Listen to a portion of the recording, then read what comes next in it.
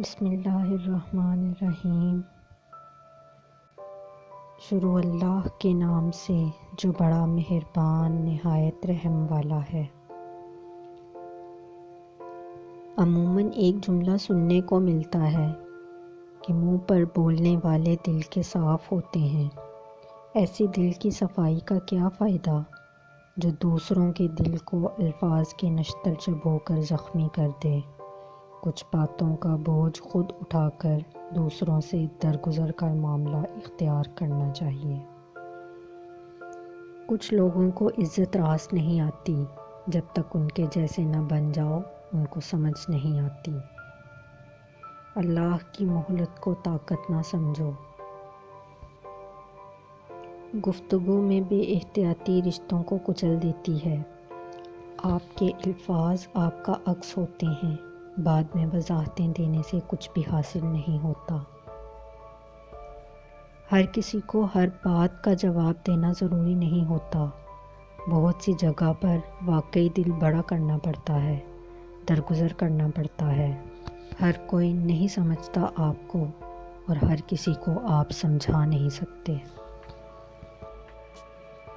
ہمارا اچھا ہونا، کسی کی پرواہ کرنا، رونا دھونا، چیخنا چلانا، دعائیں مانگنا، کسی کے پیچھے اپنی مصروفیت ترک کرنا، یقین کیجیے کوئی معنی نہیں رکھتا۔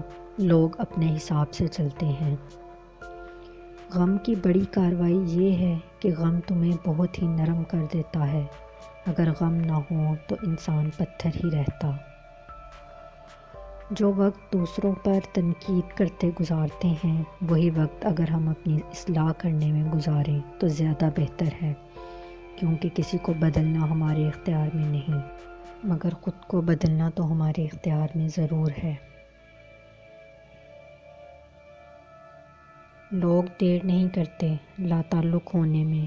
اگر آپ ان کے لیے بیکار ہو جائیں تو حصہ زندگی سے قصہ زندگی بنا دیتے ہیں۔